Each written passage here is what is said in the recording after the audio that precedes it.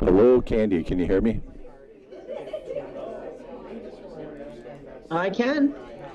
All right, just so you know, I did drop that amusement device ordinance in the public safety packet. Okay, for the next meeting.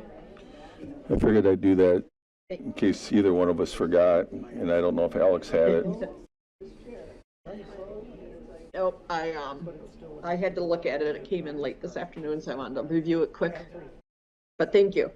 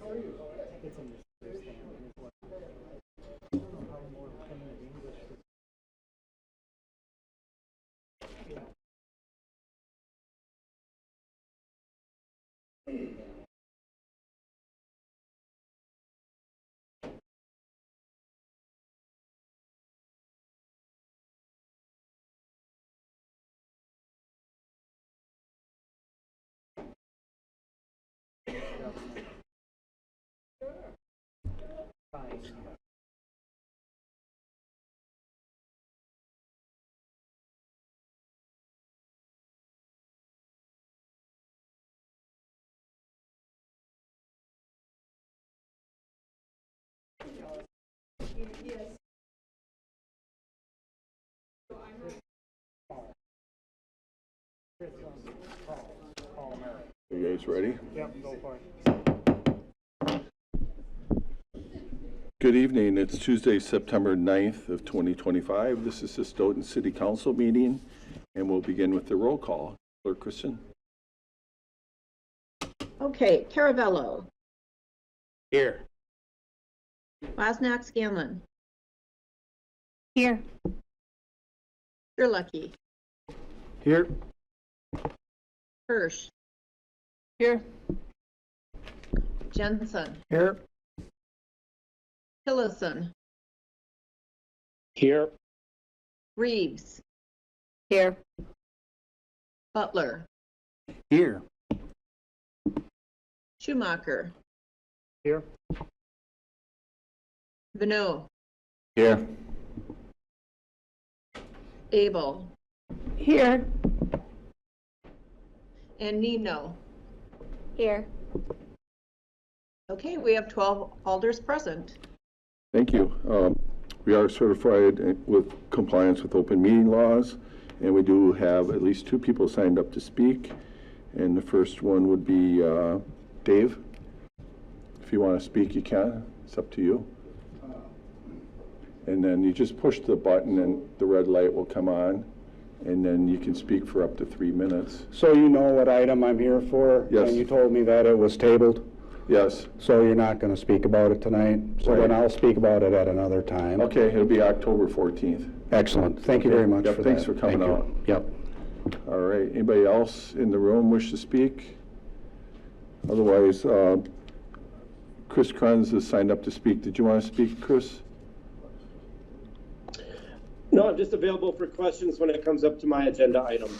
Okay, appreciate you being online. All right, anybody else wish to speak tonight? Otherwise, we'll move on in the agenda. And the next item would be communications and presentations. Any communications from alders?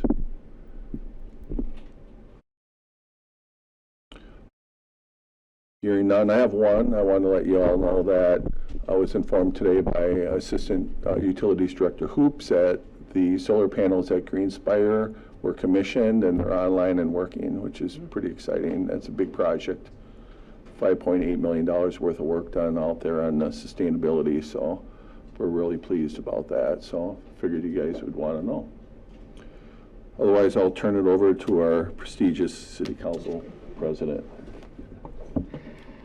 All right. Usually I go from the old days up into modern times. I'm going to go a little bit in reverse this time. So we're going to talk about things that have happened in the council chambers from more modern times back.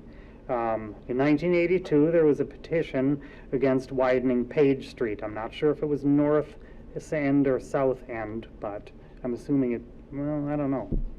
One of the two. 1982. That was before I moved on Page Street. Was that before you were here? That was before I was here too. Well, I think you can do that. Yep.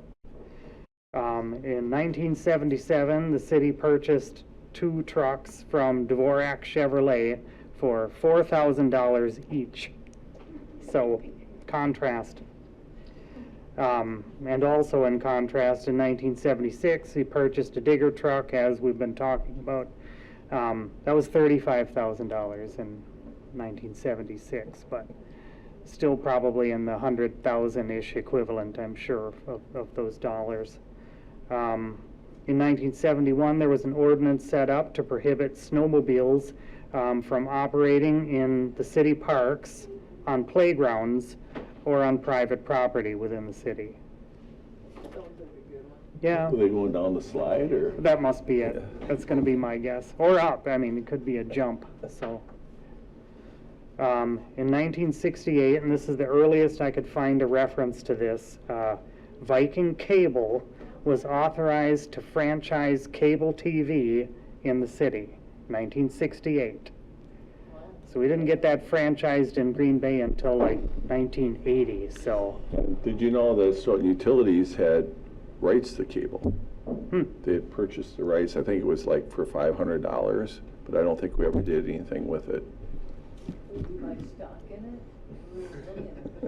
Right.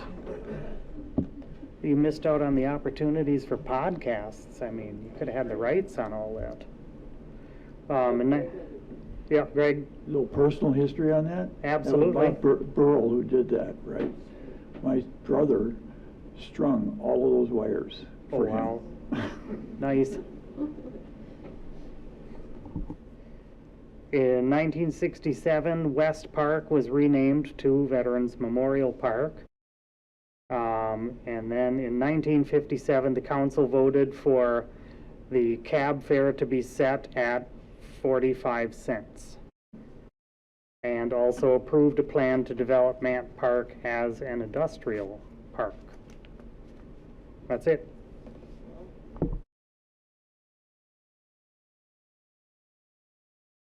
Few items in the consent agenda. I would entertain a motion to approve the consent agenda. Motion to approve? Motion by Wozniak Scanlon. Is there a second? Second. Second by Alderperson Reeves. Would anybody like anything acted on separately? Just a question. Sure, go ahead. Did the PSC approve the wine walk? Didn't they meet tonight? Yes. They did. Okay. Yes, we met, and yes, it was approved. Okay. Thank you. All right. Any other questions?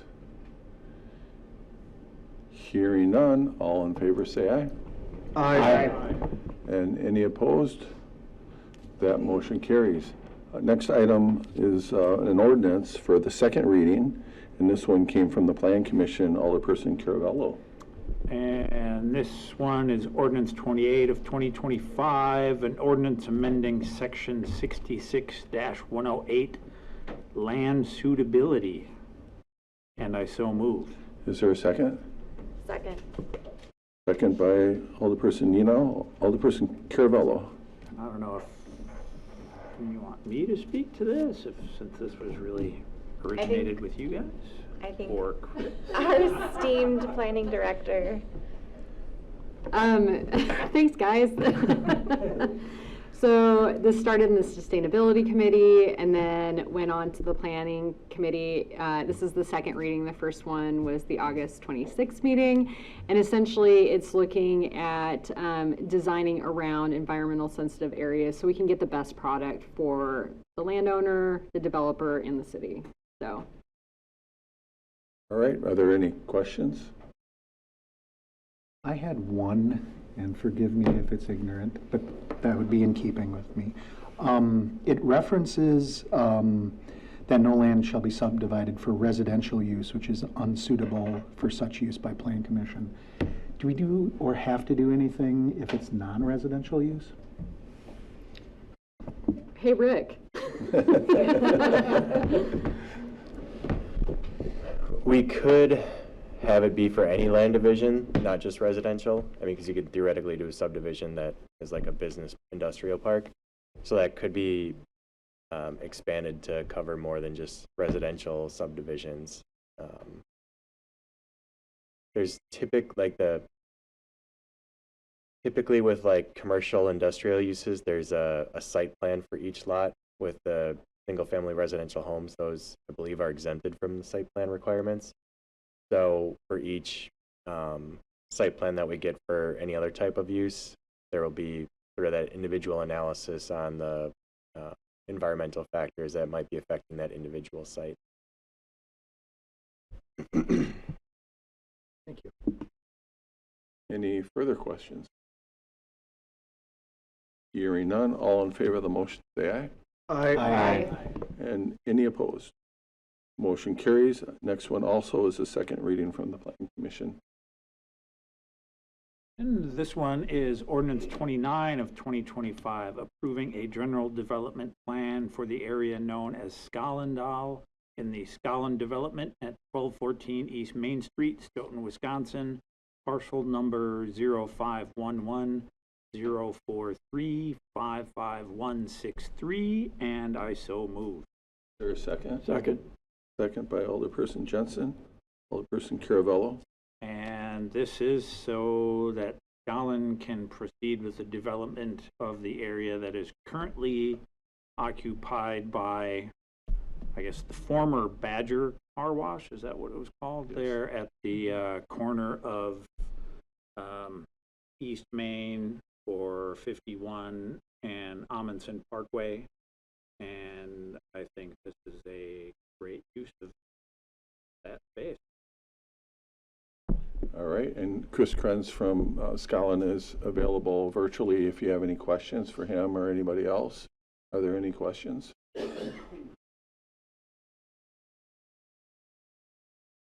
Hearing none, all in favor say aye. Aye. And any opposed? That motion carries. Next one is a resolution, and this is something that we've been working with the city attorney regarding the placement of, I believe it's a gas regulator out at Macomb Road. So yeah, basically Alliant has requested an easement over city property for this basically infrastructure for the gas regulator. The easement that's in the packet, we've had some discussions with Alliant since the packet was released. So it's been updated. Basically, Alliant is offering to pay $12,000 for the easement, and they've added indemnification language, so they would be indemnifying the city. I guess I don't know if we're in a position to approve with the amended easement. We just received it today, so it wasn't in the packet. I guess we could theoretically approve subject to, I mean, I've looked over the easement they sent us today, and it's fine. It accomplishes what we want, and it's got the increased payment. So I guess I would defer to the decision makers on if they want to just bring this back at a future meeting with the clean version and the updated version, or they could approve the updated easement that has been amended that we just received today, that includes the increased price plus language that Alliant would be indemnifying the city. Just for clarification, the map didn't change, right? Correct. It's still the same area. Yeah. It's just the easement agreement itself has updated language. Okay. President Schumacher. Is there a downside if we delay it out for 2 weeks? I think for them, they kind of want to get started on it. They've Okay. been having conversations with Stoughton Utilities for a while, and we went back and forth on the location. This location is right behind another, I believe it's a phone shed out there. Mm-hmm. So it's placed right behind there. So it's kind of in a line. It's a little bit hidden. It's out of the beaten path. So we think this is a better location. The original location they looked at is where we're currently installing a Welcome to City of Stoughton sign. They're out there working on it now. So I think they would like to see this completed because, you know, they've been waiting for us to make a decision on the actual location. We met out there with Stoughton Utilities as well as Public Works on the site, and we're all satisfied with the placement. All right. No one's presented the motion yet, so unless anybody's got any objection to that based on what the attorneys provided us with information in there. And certainly Director Aber, if you had anything to add, feel free to jump in. You were out there that day too. Yeah, really don't. It's outside of public right of way, so it's really on City of Stoughton land controlled by Stoughton Utilities. So it's outside the right of way, so I really have no concerns at all. Thank you. Alderperson Hirsch. Yeah, it's kind of hard from the map to try to figure out where it is, like, in relation. I'm looking at Google Maps and this map, trying to figure out where it is, because I guess my biggest concern is with that easement, is that going to prohibit us from doing anything else on that land at a later date? I mean, the next map down is where it shows.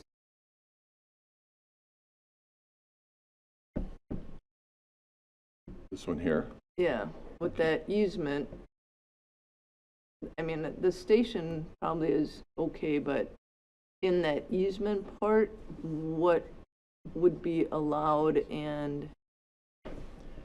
Right, so there wouldn't be any like structures allowed. I think like some landscaping would be allowed on the easement area, but no physical structures. Well, again, it's like, can you like pull up like Google Maps and tell us actually where on that? I mean, because if it's going to prohibit future development on our land or interfere with a potential future utilities, new headquarters or whatever offices, then I think we need to really make sure that it's in the right place.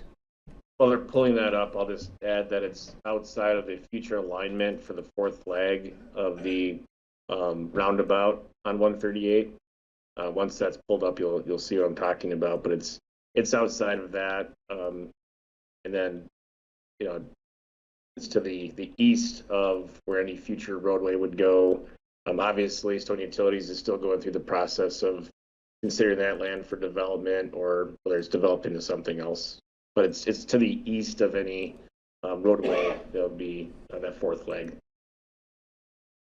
Oh. Does that help you at all? Well, I don't know where it is. I mean, you just put up another blank. Go Where west. in that whole block are you talking about? Go west, Tim.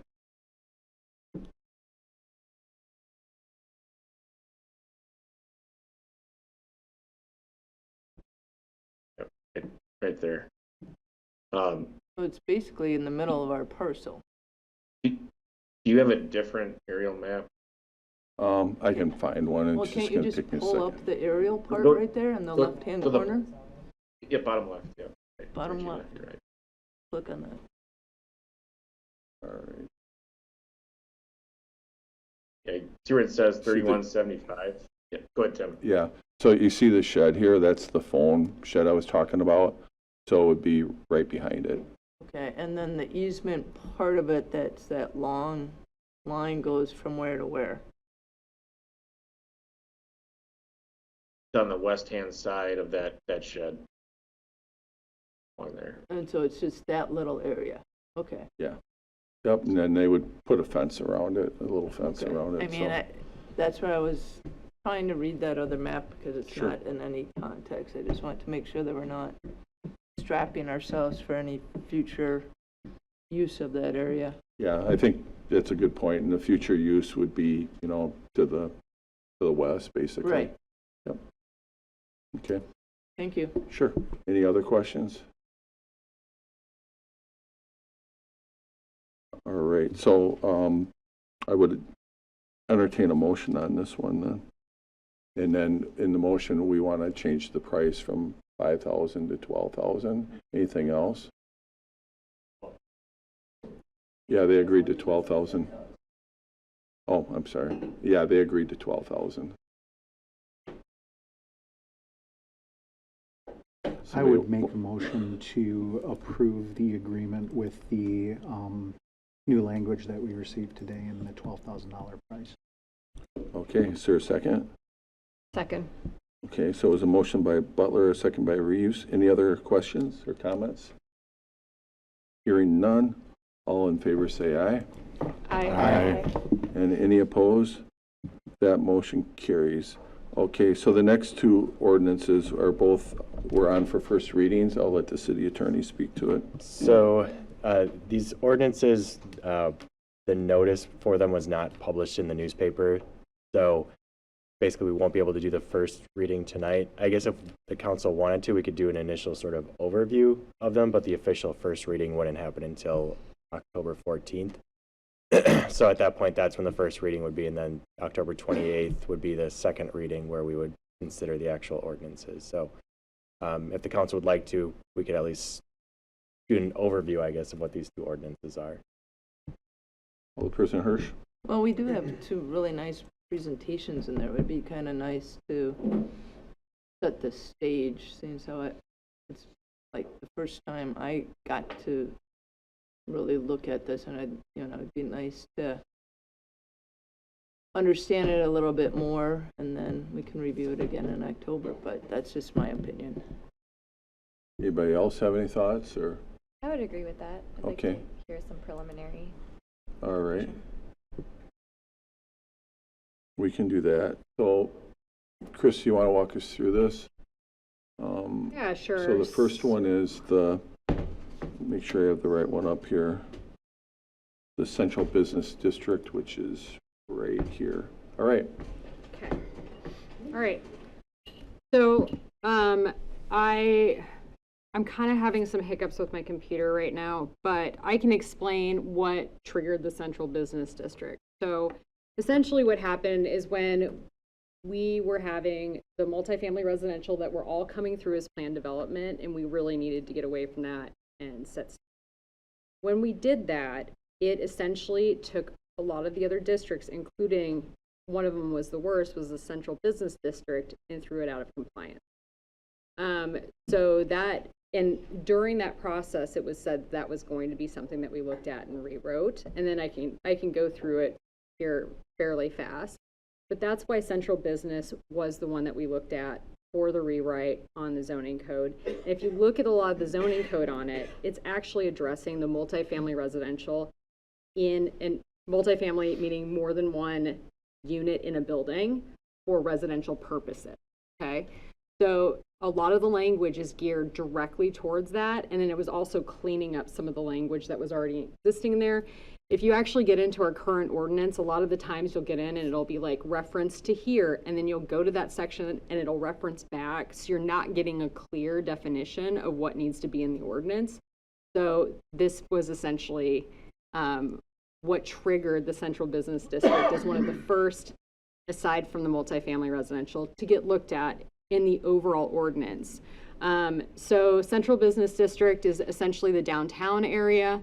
There's the definition from it. I don't believe a lot of the definitions have changed in that ordinance. I'm going to go ahead and have you click through if that's okay. So we have two types of uses in any zoning district. We have the principal use, which those are allowed by right, and then those are the listed there. And then we also have what's considered a conditional use. Now those are districts or uses that would require you to go to Plan Commission, and those additional restrictions can be put on to the use essentially. So for an example, so these are permitted by right, but right now the way the current ordinance reads is that, and I know this was one of the first ones we had somebody that came in to the downtown district and wanted to set up essentially a food service. That was a conditional use, even though there was no alcohol involved and they just wanted to set up a food service. We want that to be a use for principal right, essentially. So they can, if it's an existing structure, that they can go in and get that use approved faster and streamlining. So let's see. By the way, do you guys have any questions as I'm talking? Anything? Okay, great. Okay. So we've got, let's see. I got it up and running. So we have permitted uses, office, personal, professional, indoor sales, indoor maintenance service, off-site parking, artistry, indoor commercial entertainment, residential up to 2 units, solar energy. That one is defined because if you look in the previous, we had it's solar energy, and these are primarily supposed to be structured on the buildings because essentially they don't have yard space because we're looking for higher density areas in these spaces. Exterior communication devices and undeveloped lot. Conditional uses are going to be things like taverns where alcohol is being served. And remember, if it's a conditional use, we have to list out what those minimum requirements are in the ordinance. Otherwise, we, within reason, we can't really be asking for them. And you guys can have Rick go into more detail on that. Community gardens, that's echoed from those other sections. We've got indoor institutional residential, laying out very specific requirements in those areas for the conditional use permit for the approval. We've got bed and breakfast. The only real difference between the downtown district with bed and breakfast and other areas is that we reduce the amount of parking stalls that are required because we just want the parking stalls for that existing, the people basically living in the bed and breakfast, and that's the definition of a bed and breakfast, so just FYI. Group daycare centers, residential with more than 2 units in the existing building, so that's a conditional use permit. Now, this is going to be a new part of the ordinance that we're talking about. So residential new construction meaning a structure with a brand new construction in a location where a building did not previously exist or the building had been demolished. So if it is a brand new structure for multifamily residential where there had been no structure before, one of the main requirements is we are requiring 1 parking stall per unit. Where if it's an existing, then we're not requiring parking, and that's echoing the same requirements that were in there before. And as we talked about at the Plan Commission, we have a couple of buildings downtown that currently could be multifamily residential. They're historic buildings. We want to see those rehabbed. If we start adding in requirements for parking, I don't know where they would go or how we would address that. So that was a decision that was made, and that's why I made it, because I think we want to see those buildings saved, and I think it's important. However, if there's no building on the site, I think requiring parking is a reasonable request. So additionally, in those new buildings, requiring open space is something else that we have, and it's essentially looking at balconies or usable open space for the joint of that building. So, Tim, I'm sorry, I'm way ahead of you. I'm on slide 9. Okay.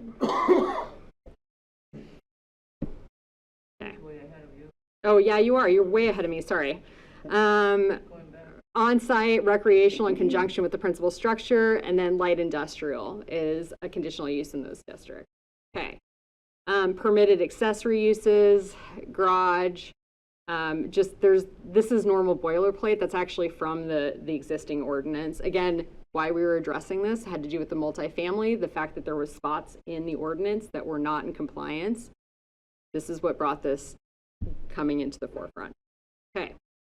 Regulation applicable to use. So these are the things that would apply across the district, regardless if it's permitted use or an accessory use. As we're looking through and evaluating a new structure, this is the stuff that would come into play.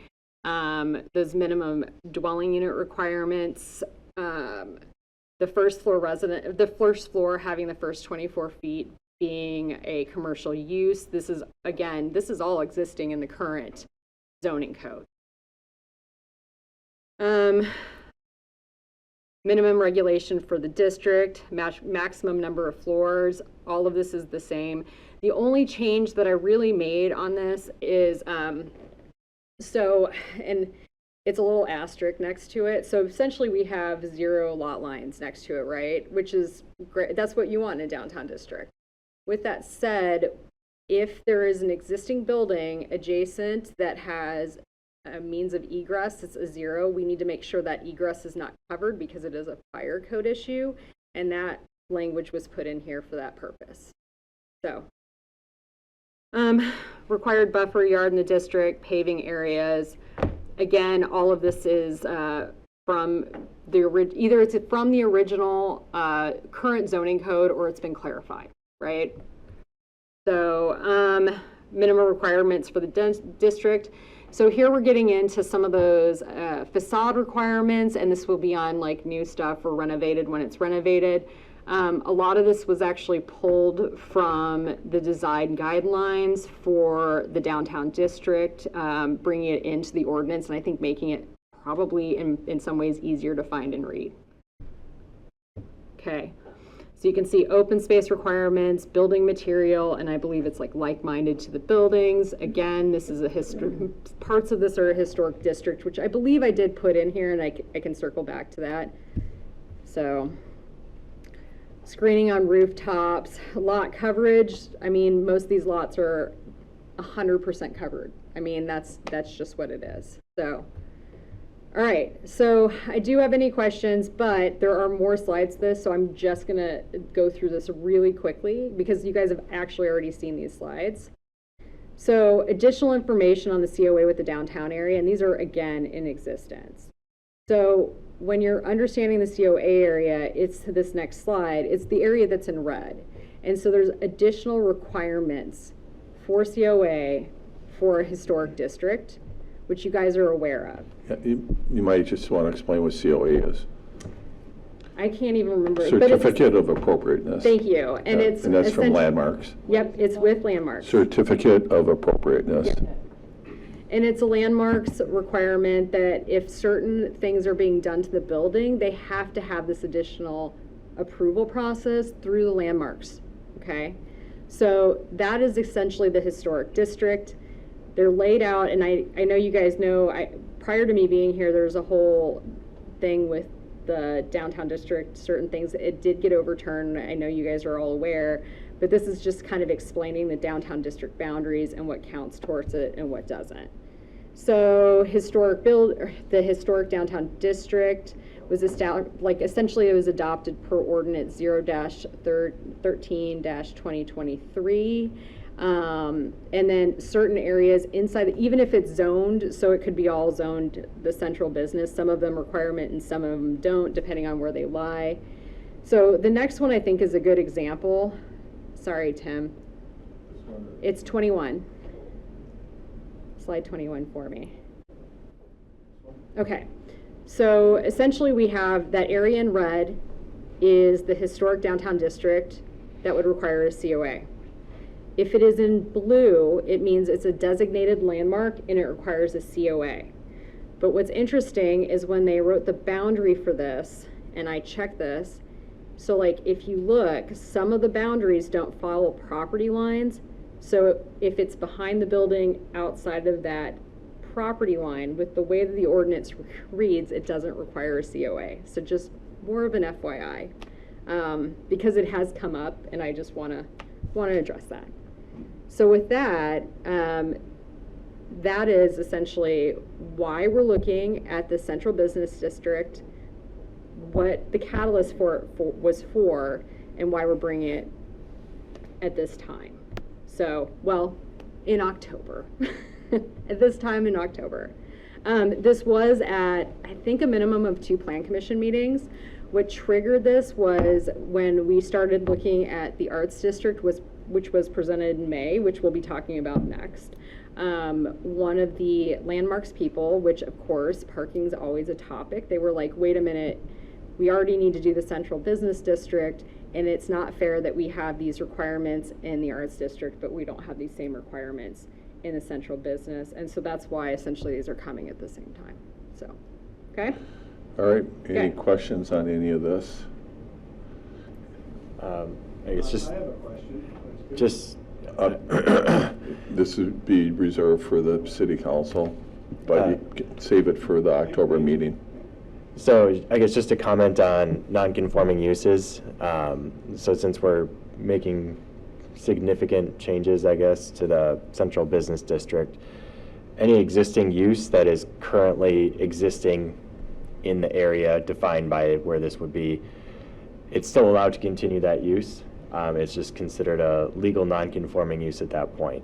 So there are some restrictions. I can't remember if it's like a 50% threshold on the amount of improvements you can make.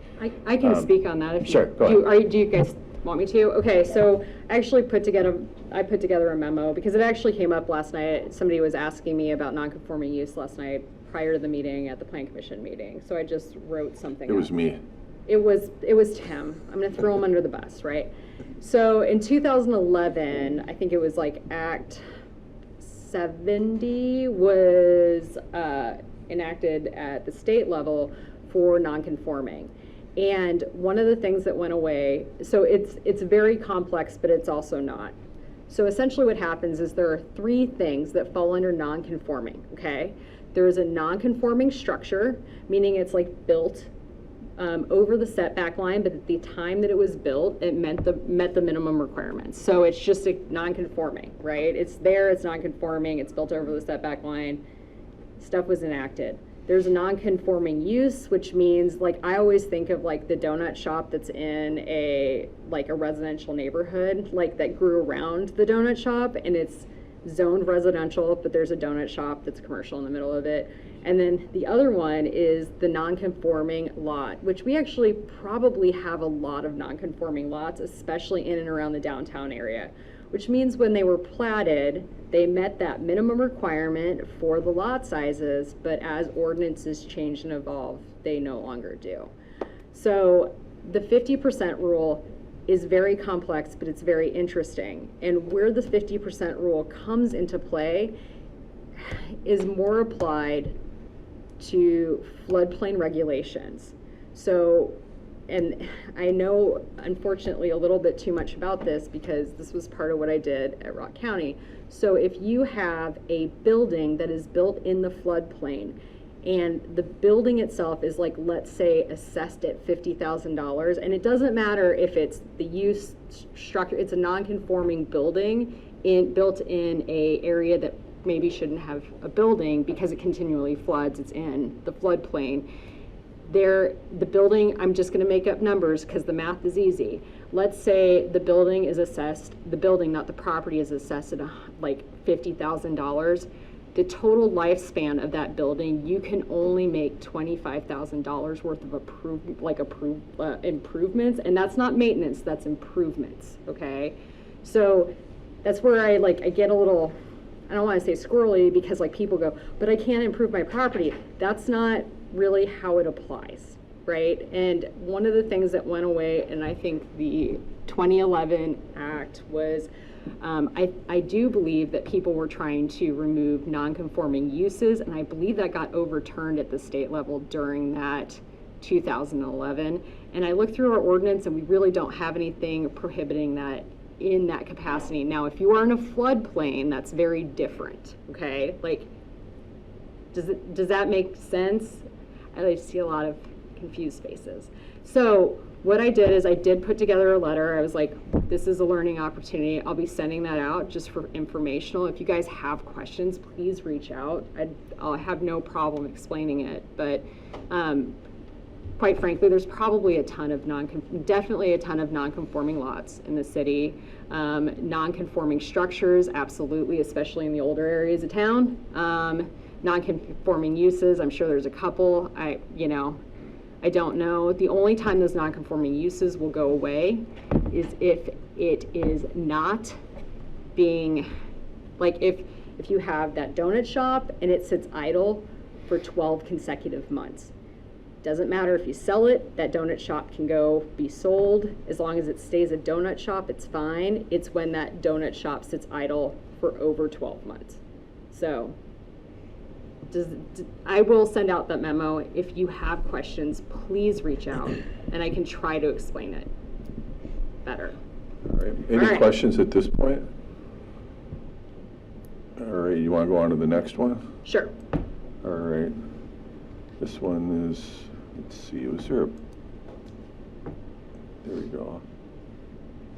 And a lot of this is the same, right? So you can probably whip through this one a little quicker. Yeah, I'll try to go through it really, really quickly. So essentially we had some people that wanted to look at a zoning district, the difference between a zoning district and an entertainment district. I go through the definition of that.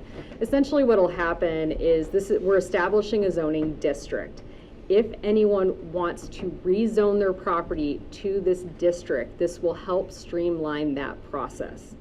At this time, there are no properties that are being rezoned to a arts zoning district. We are just establishing that district, and then as people reach out and want to rezone, they have the option to rezone.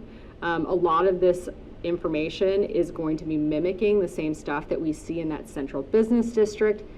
I don't know how much, so I will say this has been at the Plan Commission since May, and I know some of the people in the room have heard it so many times that they're probably like, cool.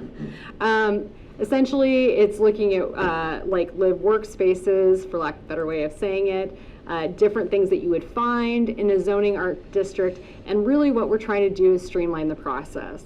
So all of these things that are in there, you would go in, rezone your property, make the changes that you would need. There's also like building code that you have to meet and all of that fun stuff. But the only district that is not, the only use that's not permitted by right, which I know this is also a controversial thing, is the food trucks, which they're looking at like more of a food truck park, and that's through a conditional use permit, while all the other ones would be done through a permitted use during the zoning process when the landowner comes in and asks for that rezone. So there's no requirement? There's no requirement. I mean, I know that there's a couple of buildings that currently sit in some of the locations that absolutely fit into the zoning district. I might approach those landowners and ask if they want to rezone, but they already have those uses in place. I'm not personally actively going to rezone anybody. I mean, this has to be the landowner coming and going through the paperwork, and we have to do the noticing within 300 feet of that property saying this person is rezoning to this zoning district.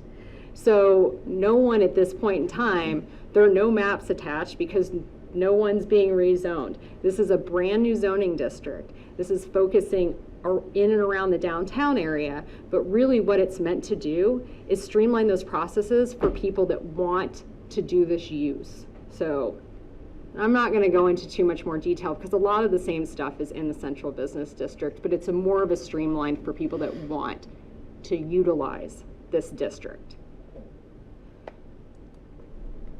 So basically, the existing donut shop is fine, they just wouldn't be eligible for this rezone. I mean, if...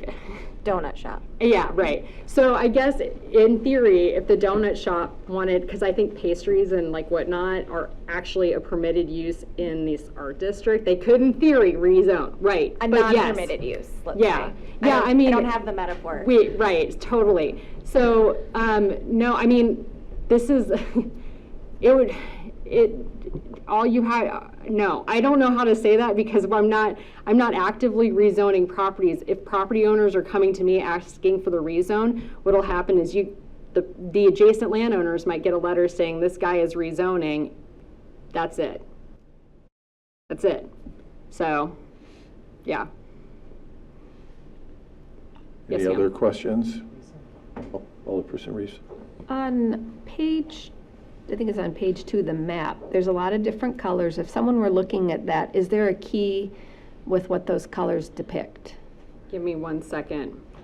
Go to the next, that page. On page 2 with the pretty colored map, if someone were to look at that, is there a key? Comprehensive plan. So I guess that's what I'm wondering, would a key maybe be helpful, because looking at those. So, yeah, that's colors. actually, so that's our active, the one on the right is our active zoning map, which is listed on our website. You can actually click on your property and it gives the information of the zoning district. We're trying to expand that as we move in with our GIS person. Hopefully, so like it'd be nice to have, so you could click on your property and see conditional use permits or anything like that. But this is all available on our website and it's an active map. So that was my next question. So within the website, this you'd be able to get answers to that. Yeah, and I have emailed this link out to, I mean, developers, anybody that's like, Property hey, owners. yeah, exactly. Thank you. Yep.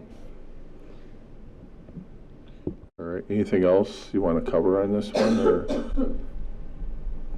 I have a question though. Instead of using a theoretical donut store that was in a residential district, what if we used, since there was questions about the motor vehicle service or repair question in this, if there is an existing motor vehicle service or repair facility? Sure. So that continues to be used. The only way that use would ever go away is if it ceases to be a motor vehicle place for a 12-month, consistency. I don't even know, we can't track landowners, like it's the use that we're looking at, the use.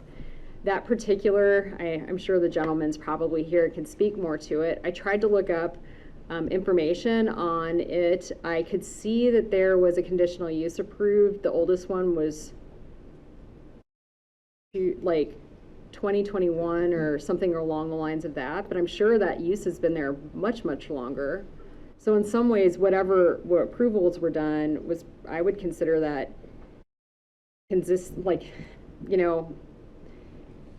that's a great question in some ways. So like, let's look at that. That property technically sits over about 4 different property lines, but it's one building. It's an existing non-conforming as it sits right now. I'm not doing anything actively about it. I don't know that we should. Like, it's not until you, as the landowner, and this is on anybody, comes in and starts requesting changes, and then we have to assess those changes. Like, oh, you have to do a CSM to make it all one lot, for example, like those kind of things. So does that help explain that? Mm-hmm. Okay. So so basically, unless the landowner comes and makes a request to change something, or if the business closes and is dormant for a period of over 12 months. Oh, yes. Okay, then that triggers. Yeah, but the sale doesn't trigger it, so it could, theoretically, it could be a car, whatever, for the next Forever. 50, 100 years. Okay. Yeah, and I don't believe any of that area is in a floodplain. I know I've looked for it, so that wouldn't even apply. Like all of that stuff. So yeah. Okay. Yeah. Are there any other questions? Alderperson Jensen. The other question I would have then is if this business wishes to expand. So that's interesting that you asked that, because I was reading up on it right now. So if the business wishes to expand, they would have to get a variance. We do have an area in our ordinance, and I did print, like, it's attached to the memo that I tried to put together. There actually says something to the effect of variances may be granted for, and so this would be the perfect case for a variance because it's an existing use that's been established since, as one of my professors said, the dawn of antiquity. So, yeah, So I would always say it. So he could expand if the variance was approved. Yes, absolutely. With that said, I don't know theoretically where expansion could happen on some of the properties because it's really pretty landlocked. And then also with some of the slopes in the area too. That's a whole different ball of wax. And the other part of this that we're not talking about, so like I can talk more offline, but also when you are taking an existing building that was maybe like, I'm just throwing out pretend numbers, 1950s, it's a commercial building, and now you're expanding, you have to bring all of that up to commercial codes. That's an additional expense, and that's outside of zoning. Like, that's a whole different ball of wax. So.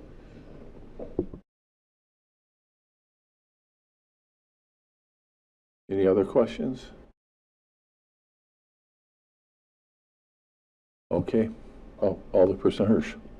Yeah, Attorney Manthey and I were looking at the map on slide 26, and it looks like some of the properties are not fully captured in the red line, and so I think before like this would go published anywhere in the ordinance? We have to double check that the red line encompasses all the So completeness of a property as opposed to just that, partial of it. that is how the ordinance was adopted. Okay. That's the map. I mean, that is That was with how it was, previous that was ordinance. how that downtown district was adopted. Okay. Like the downtown historic district, not the zoning, two different things. I don't know why they did it that way. It is really weird. I believe when this issue came up, I hunted it down. I checked all the language. That is how it's shown, and it reads within the red line, essentially, in the ordinance when it was adopted. So if that's the direction, which I would caution you about going, because I think it might fall back to a national standard, and that's why I'm like, I caution you, because it was probably that line probably follows it references the, Rick, I'm so sorry to be like, that one thing with the stuff on it, but the downtown historic district that's filed with the National Registry, I think it follows that line, so we would have to do an amendment to that. The Register of Historic Places. Thank you. Yeah. That was done by Landmarks, I believe. Yeah, Yeah. and So then we they would would have do- to do an amendment to that existing ordinance, so I would. No, I would- it's yeah. it's a good explanation. Yeah. It's just odd that they would cut a property. Yeah, I mean, we hired a and- consultant, went through the process. So, I mean, they were the experts, so we could go back or contact them and ask them what the rationale was behind that, or maybe somebody on Landmarks remembers. Regina, I checked it like 3 times because I was like, this is super weird. And then on top of it, the way that it reads, so like if it's outside that boundary, it doesn't need a COA, even if it's on the same property. And that's really hard to track for us too, Well, I mean, triggers. it's very confusing, and it's not. You have all of Main Street, and then you kind of dip it down, and then so it's just, our bad for not catching it at that time.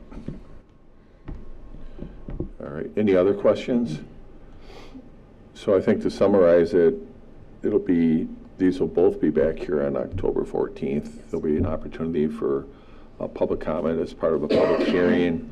Certainly, if anybody is here or out there watching the meeting, if you have any questions, feel free to reach out to our planning department or myself, and we'll answer the questions that you might have. Or we're certainly willing to meet with individuals that may or may not be affected by this. So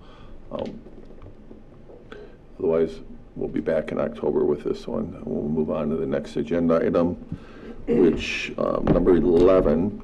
This one is something that we've been talking about a little bit, and the city attorney drafted up a conflict waiver. Yeah, so this was actually put together by Boardman Clark because they have done work for the city in the past. They also represent the Stoughton Area School District. So if you recall, gosh, it might have been 2 months ago, there was the discussion about the juvenile court at the school, the high school. So Boardman Clark represents the school district. They are not able to, they need a conflict waiver basically to represent the school district while we continue to represent the city, just because of their Boardman's prior representation of the city. So Boardman is asking the city to approve this conflict of interest waiver just to allow Boardman to represent the school district. So Boardman would not be representing the city in this. This would still continue to be my office representing the city. I guess just an update on where things stand generally on the juvenile court is there was maybe some misunderstanding of the scope of what the juvenile proceedings would be. So it's been somewhat put on hold, but we want to continue working with the school district to find a way forward on what the juvenile court could look like there. All right, I would entertain a motion for the waiver conflict. So moved. Second. Motion by Hirsch, a second by Alderperson Reeves. Any discussion? Hearing none, all in favor say aye. Aye. And any opposed? That motion carries. Resolution 131 of 2025. This one went through Stoughton Utilities. I believe it was at Personnel last night, and personnel is Alderperson Sherlucky. All right, so this is Resolution 131 of 2025. This was passed unanimously, as the mayor said, in both personnel and utilities. This is authorizing and directing the proper city officials to approve the hiring of Mr. Adam Schleicher as the utilities director.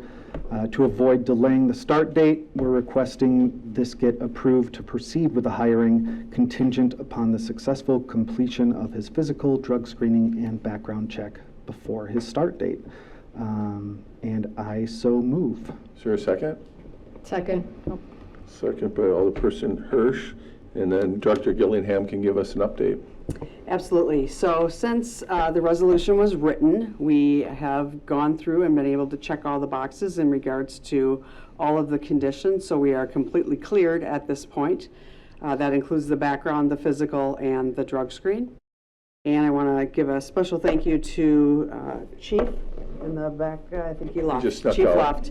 left. His team did an absolutely amazing job getting that background done in an expedited time frame for us to be able to bring this to you tonight with no conditions being left not approved. So Mr. Schleicher came to us, or comes to us, from Sun Prairie. He's been there just shy of 9 years, and there he has been the Director of Public Services. So he is very familiar and was in charge of water and wastewater.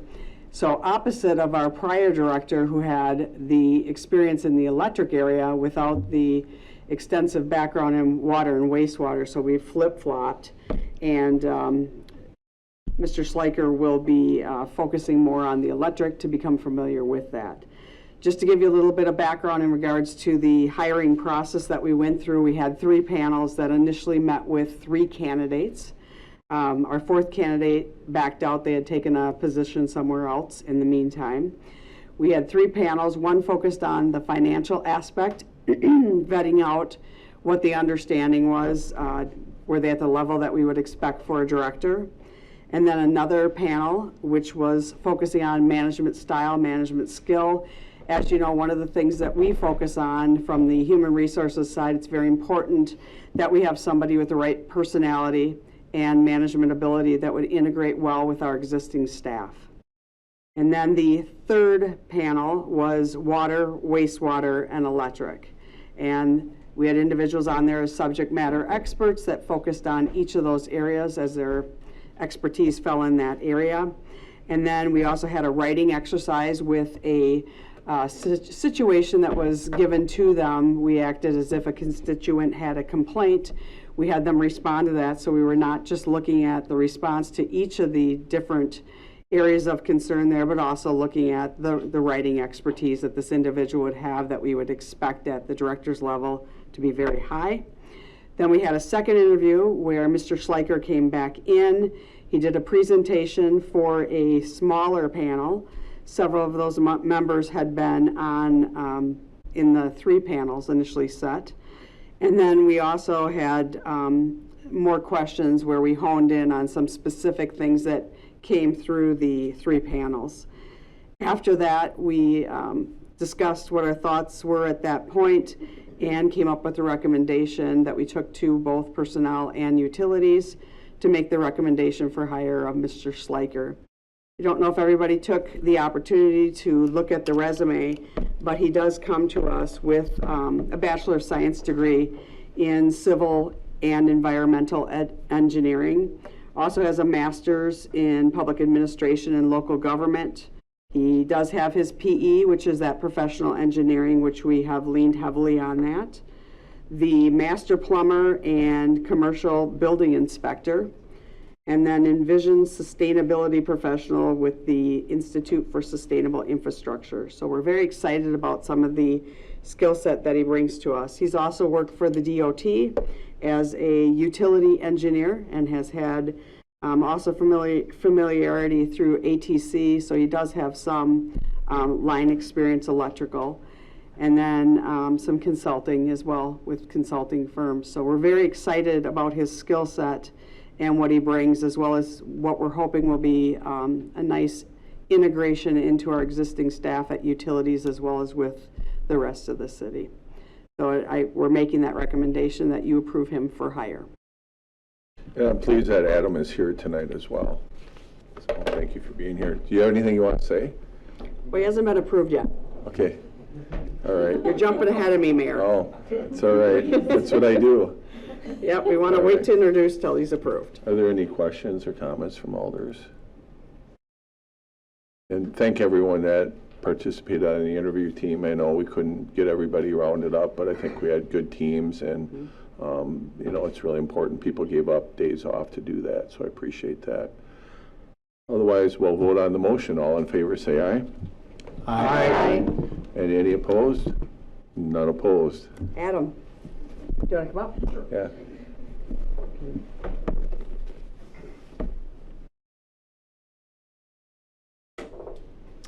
Thank you all. I'm glad to be here. Excited for the opportunity. Looking forward to working for Stoughton. So it's just great to be here. Thank you so much. All right. The most important thing for me is the start date, because I've been wearing that hat too. So I'm looking really forward to being here. Go ahead. September 28th, my first day with the city. So Excellent. Thanks for being here tonight. So you'll be seeing Adam around, and feel free to drop in at the Utilities Committee meeting. If you're not on there, you're welcome to attend the meetings and get to know Adam a little bit better. Thank you. Okay, takes us to item 13, Resolution 132. This one was at Finance earlier tonight. Alderperson Butler. Yes, this is Resolution R 132 of 2025 to amend 2025 Capital Improvement Plan budgets to divert excess funds for the library HVAC air handler equipment replacement project to purchase a replacement for a failing mini-split HVAC unit. And I so move. Is there a second? Second. Second by President Schumacher. Alderperson Butler. So this was approved unanimously in Finance this evening. In addition, that Alder Reeves caught is that in the last be it further resolved, there is an error in explaining where these funds are coming from, so that's going to be amended.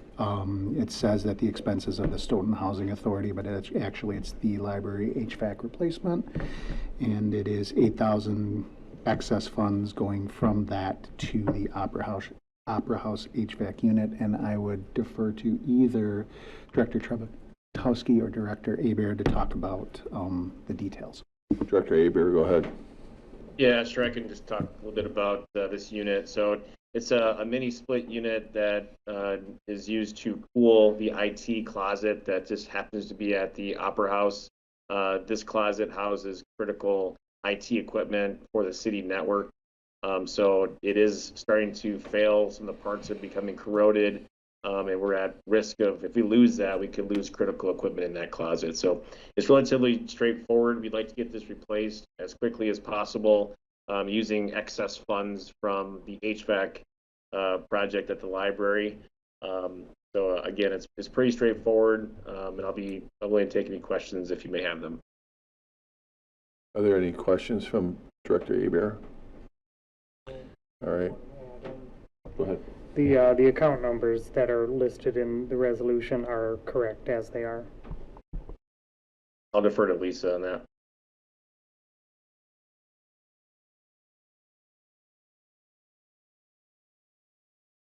Yes, they're correct. Any other questions or comments? Hearing none, all in favor say aye. Aye.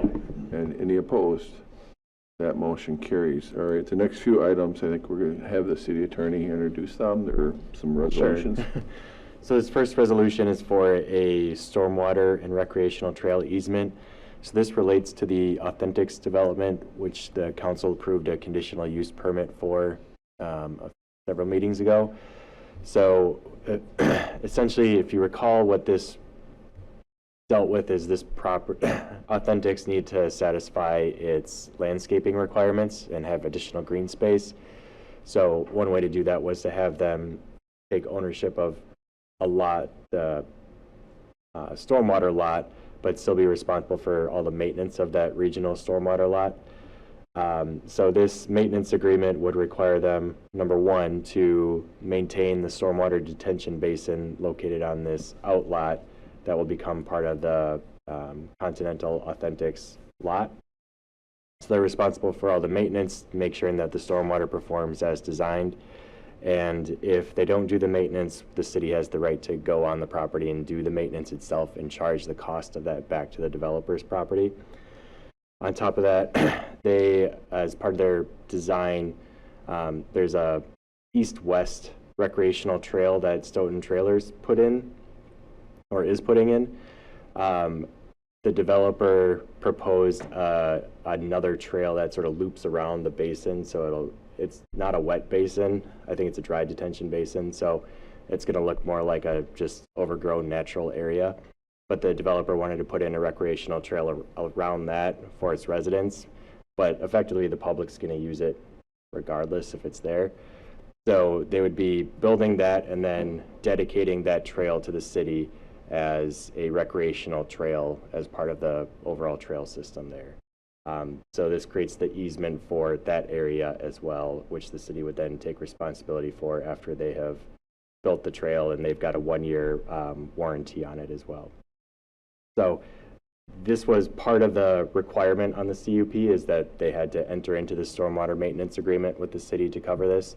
So this is just a step towards that, accomplishing one of their conditions for the conditional use permit. One caveat is, and this sort of relates to the next item, we don't have updated legal descriptions because the plat has not technically been recorded yet for Stoughton Trailers. So we would be approving this agreement contingent on getting updated legal descriptions after the plat is approved. So this agreement wouldn't go into place until the plat is approved and we have updated legal descriptions for the stormwater maintenance agreement. So that's sums it up. I guess Dylan from the developer is also online, I believe. If there are any questions. I'm on. If there's any questions, I can answer those as well. All right. Any questions for city attorney or for Dylan? I do. Alderperson Hirsch. I guess why is this coming to us now? Wouldn't it have been better to wait for to be approved in the plat and then approve this? I mean, if they can't do anything anyway until the plat has been approved, why is it time sensitive now as opposed to waiting for the plat and then this? Yeah, so I'll try my best to answer that. Basically, it comes down to the land is under contract between Continental and Stoughton Utilities. Stoughton Trailers, yeah, wow. And they are trying to satisfy their closing contingencies, so they have to satisfy certain things before the end of September to close on the land. So they want to have all of their approvals in hand before they close. So that, go ahead, Dylan. Dylan. Oh, I can speak, and really the reason why we're trying to move this forward as quickly as we can is just because of the timeline. You know, it's September now. We don't anticipate to be able to start construction until October. But, you know, as you guys know, winter in Wisconsin, it's really difficult to do any work, you know, from November to March. So we're trying to get started as early as we can in October to give our contractor time to actually complete the work that they need to put ourselves in a position to start strong and hit the ground running with our construction in the spring. So it's kind of a winter is coming situation. But they can't. They have to wait for the plat still, right? Right. It So is they might contingent. not be able to start in October anyway unless they get their plat Unless in. Stoughton Trailers files their plat or records their plat, which is in process. I think it's being reviewed by the DOA at the moment. And that doesn't have to be approved through us. or does it? Correct. The city has already approved the plat. It's up to the DOA, I believe, and then just recording the plat. So that could happen in a day or it could happen in a week or two. So we didn't want to wait till the next meeting in case it was approved, so these guys could go ahead and get mobilized. Okay. Any other questions or comments on this one? All right, so we need a motion, right? Okay, anybody like to make a motion on this one? I'll make the motion to approve. Motion by Schumacher, is there a second? Second by Abel. Here in the box score. All right, any more discussion? Hearing none, all in favor, say aye. Aye. And any opposed? None opposed. Thanks for being here again, Dylan. I know it's 2 nights in a row for you, so we appreciate it. No problem. Thank you, guys. Okay, next one, city attorney, again. All right, so as I foreshadowed, there is an amendment to the Stoughton Trailers agreement. So this is only for Phase 2A, so I don't have a map, but basically I don't remember when it was, several months ago, we approved an agreement for Phase 2A of the Stoughton Trailers development. So it's basically the east portion of that parcel or that property that is sort of like the north-south corridor of Greenbrier Drive. One of the conditions preceding to that agreement being effective was recording of the plat by the end of August of 2025. So that has not occurred. There have been some complications with some utility placements and easements. So the plat was not recorded. So to make sure that the agreement stays in effect, we're proposing an amendment to just modify the date that they have to record the plat to the end of the year, just to provide more time. There's a map. I don't know if that helps you. Yeah, so it's basically the yellow area is Phase 2, and then that Authentics lot, so that north-south lot on the far east side of the development. And then there's the Greenbrier and County B intersection and looping the water main to that intersection east to Lincoln Avenue. So those are all the Phase 2A improvements. So there's still the west side of the lot, the property that this does not include, and the headquarters building, that was all Phase 1. So this amendment is just extending the deadline for them to satisfy the conditions precedent. We chose the end of the year just because the plat approval, I believe, happened in January, so they have to record that within 1 year of approval anyway, otherwise they start the process over. So we didn't have an exact date that we would get approval from the DOA and the plat would be ready to record, so we just created a longer runway with this amendment. But otherwise, it's pretty straightforward, just changing the conditions preceding to when the agreement's effective to the end of the year. All right, any questions for the city attorney on this one? Otherwise, I would entertain a motion for the... Motion to approve. Motion by President Schumacher, is there a second? Second. Second by Alderperson Reeves. All in favor say aye. Aye. Aye. And any opposed? That motion carries. And then it looks like we have another one. And that is R134, is that correct? 135. 135, yeah, 135. Real estate purchase and sale agreement with Alexander. So this one technically came from RDA, but I can provide a summary. We had a discussion about this at the last meeting, but so this is in regards to the riverfront property. So before you are technically 2 agreements. One is the real estate agreement, so that's the transfer of the Phase 1 or the Lot 1 to the developer. That this agreement would convey that lot to Alexander for $1 subject to contingencies, so it wouldn't be effective immediately. Certain things would have to happen before the land is actually transferred. So we have to approve the development agreement. There has to be remedial action plans approved and contracts signed for performing the remediation of the Phase 1 land by Alexander. They have to get their specific implementation plan approval. They have to demonstrate that they've got the financing commitments to move forward. We have to execute a tax increment financing agreement with them, and we have to enter into an option to repurchase the land in the event the development does not move forward. So those are all the Phase 1 contingencies. They're also required to apply for grants to remediate the Phase 1 land. There's a commitment to buy the Phase 2 land with certain, with similar contingencies. In addition, they have to satisfy certain debt to equity ratios for the Phase 1 project. So basically, they have to get their financing in order to make sure that they're able to fund the Phase 2 project. But the development agreement itself is only focusing on Phase 1 of the project. So remediation, the city would be responsible for remediating the DPW site and the MilFab site. The developer would complete any other remediation on the Phase 1 land and any remediation needed under the Wagon Works and South 6th Street right-of-way where the public improvements would be located there. The developer would receive credit for parkland for their dedication.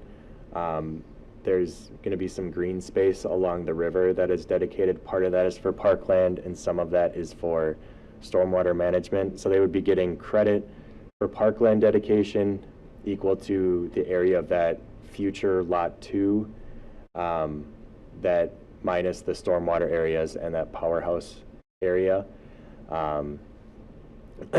The city would be responsible for the design and construction of public improvements. The developer would reimburse the city for the costs of design, as well as the engineering observation during construction. There would be no occupancy permit issued for the project until there's an actual, until the public improvements have been completed. Part of this is dependent on when we actually get the remediation work done and a remediation plan approved by the DNR. But internally, we believe that we can get going on those fairly quickly in 2026 to keep everything on schedule. This is also, the development agreement is also contingent on the city having the TID 7 amendment approved and having sufficient funding sources to fund its obligations to remediate and do the public improvements. So it wouldn't be in, basically having sources of funding to where it wouldn't be an increase in the city's levy, the general levy. And we began those conversations last night. We had a meeting with the Joint Review Board as well as the Plan Commission. Ultimately, those two bodies as well as City Council need to approve that for the transfer of funds basically from TID 7 to TID 8. And then since the city is constructing the public improvements, the developer, when they're doing their construction work, if they damage any of the completed public improvements, they'd be responsible for any of those repairs. So we've worked quite a bit on these agreements, working with the RDA and the developer. The RDA, I'm not going to speak for the RDA, I guess, but they did recommend approval of this last night with a few changes. They were all relatively minor. One was just adding a clarification to the TIF agreement has to be approved and executed by all the parties. There was an update to Exhibit B to the real estate purchase agreement that removes a concept of the Phase 2. So the updated exhibit would just be the Phase 1 concept. And then adding a requirement that the developer is required to apply for brownfield grants if available for the Phase 2 land as well. And the developer thought those were acceptable. So we do have the option for a closed session tonight. So I've sort of given you an overview of these agreements. One thing that these agreements do not address is the tax increment financing portion of it, but because it is a contingency and the developer has requested tax increment financing, I believe Shane from Ellers is online. So he has performed some financial analysis of the request for tax increment financing. So if the council would like or believes it's required, we could enter into closed session to discuss any piece of the development agreement or the potential tax increment financing that would be contingent in these agreements. So I think we would be looking for some direction on the TIF portion, which Shane can speak more to. But that wasn't in our pack.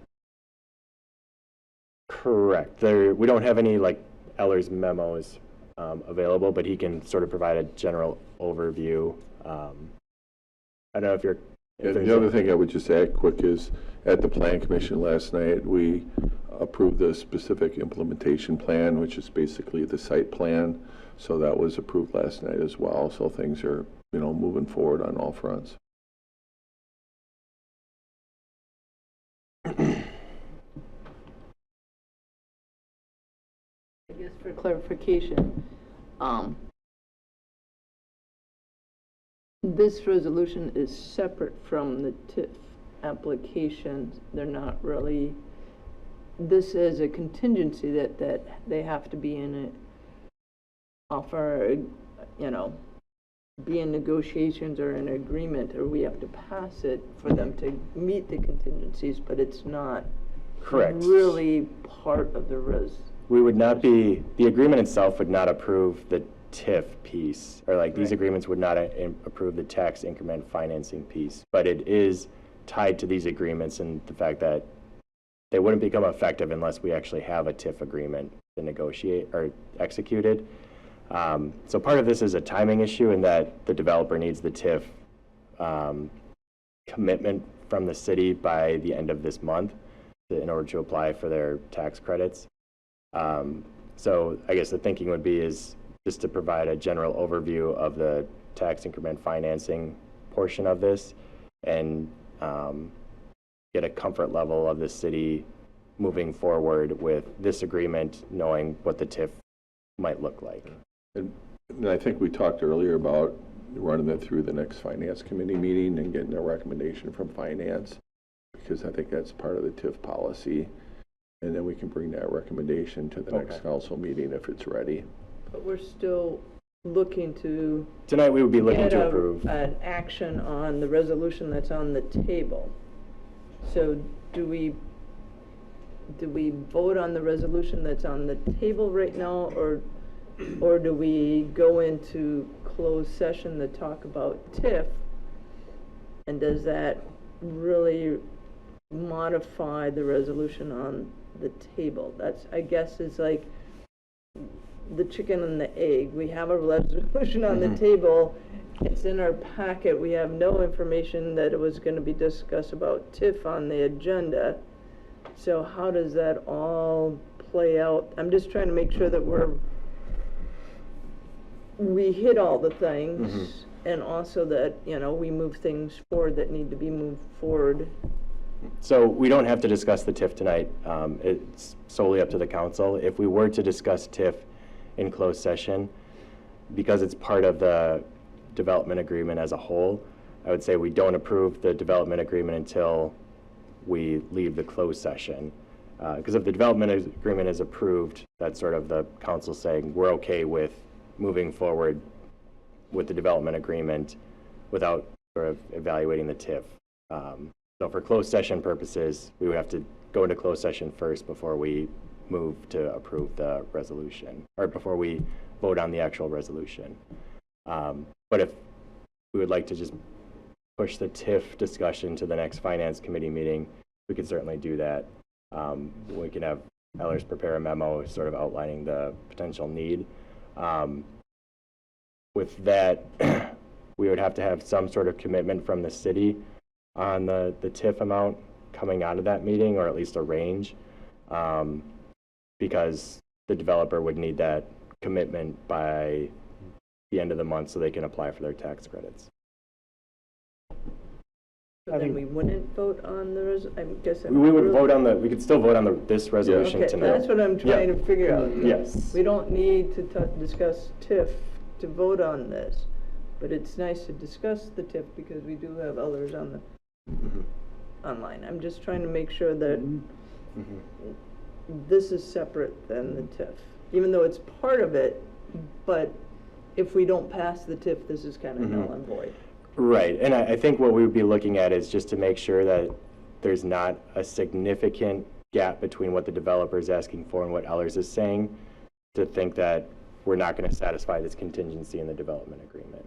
So that's why a closed session could be required, is to talk about the TIF, to make sure we're not so far apart on this, to make sure that this is an actual realistic contingency.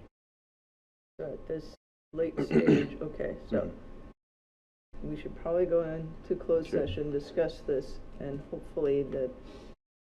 Yes, and I apologize for the late sort of addition to that. And before we do, I want to make sure if you have any questions for the developers, they're here. Dave or Joe are here. Or if you have anything that you want to bring up before we have that conversation to make sure we're all on the same page. Come on up. Don't be shy. Just push the button, the red light will come on, and you know the routine. Well, I don't have much to say, and you guys have heard enough from me, so I'll let Joe speak. I don't know what I'm supposed to talk about. This is my first chance to see you all about this project. I'll just say that I'm excited about it. My roots are in Stoughton. You mentioned Page Street earlier. My grandfather lived there for 40 years, and I was baptized at the Methodist Church up the street. So investing in this community is something we're excited about. We're excited about a partnership with the RDA and the city of Stoughton. We'd love to have your support, and we'd love to get going. We're anxious. We think this is a great development site. We know we can do it together with you, where others have not been able to figure it out. It's not easy. The RDA has spent a lot of time thinking on it and finding good solutions. So we're looking for your support. We'd like to get started, and thank you for everything that everyone in this room has done that has impacted this to date. See, he did much better than I would have. Yeah, there we go. Got them warmed up. Thanks for being here, both of you. Any questions for the gentleman? Okay. All right, so go ahead. I'll make a motion to go in the closed session. All right, does she need to read all that, and then we'll need a roll But do I call need a vote? second first, or do I have to read the whole thing? Yeah.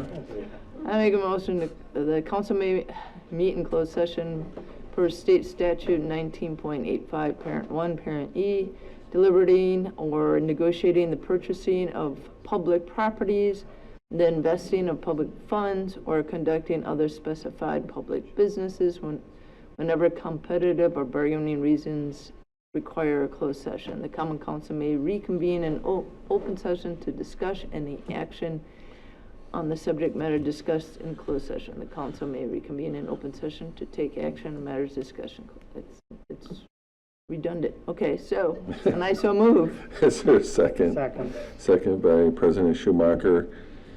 Any discussion? Hearing none. We'll need a roll call vote, Candy, when you're ready. Okay. Wozniak Scanlon. Here.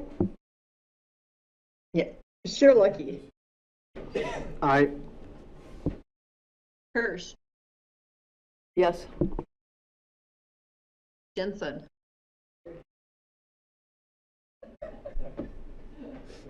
You gotta have your mic. Can't hear you, Greg. Right. You gotta say it in the mic. Yes. Do it again. Yes. There we go. Tillotson. Yes. Reeves. Aye. Butler.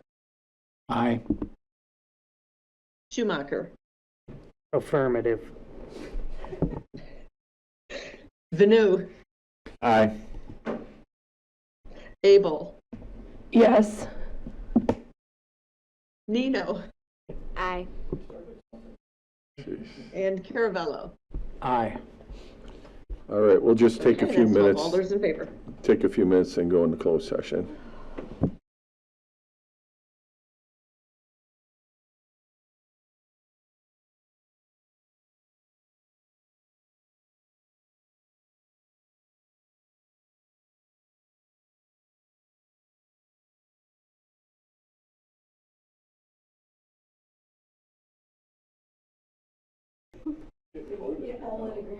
Getting cold.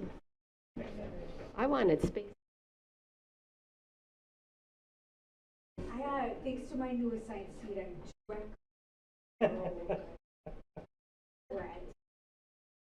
Chat, not me. These guys are waiting for us. Blame the AI, but not too much for when they come after us. Oh, yeah, it does. That's why This is Lisa right on wears the a edge of winter that one, coat. too. Yeah. Winter coat. It's so, I put on a light sweater before I came, and I'm like, should I bring a jacket? I have on socks. This is what Yeah. What if they bring bring back those Snuggies. I mean, why not just I have one at home, don't tempt me with a good time, right? go for it? I wear all sorts of costumes and stuff all the time, so, yeah. You know, I think we should organize Halloween, Halloween, I gave a short. Christmas and I'll do Halloween. Christmas Yeah. sweaters, city council, like I think we should. Absolutely. All right, we're back in open session. I think somebody want to make a motion, and you need guidance. Rick's right next to you. Go ahead.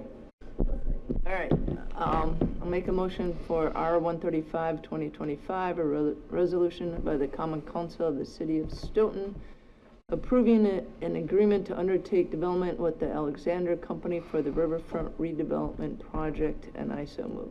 Your Oh, second. with amendments, right? From the RDA. I so move. Or is he just giving me the peace sign? All right, second by Jensen. All right, are you guys aware of the amendments? Okay, all right. We added, no, I'm just kidding. Any discussion? Hearing none, all in favor say aye. Aye. And any opposed? All right, motion carries. Looking for one more motion. A motion to adjourn. All right. Motion by Abel, is there a second? Are you getting Mr. Lucky? cheeseburgers on the way All home? right. All in favor, say aye. Aye. And we are adjourned. Thank you. Have a good night. Might be behind you in the drive.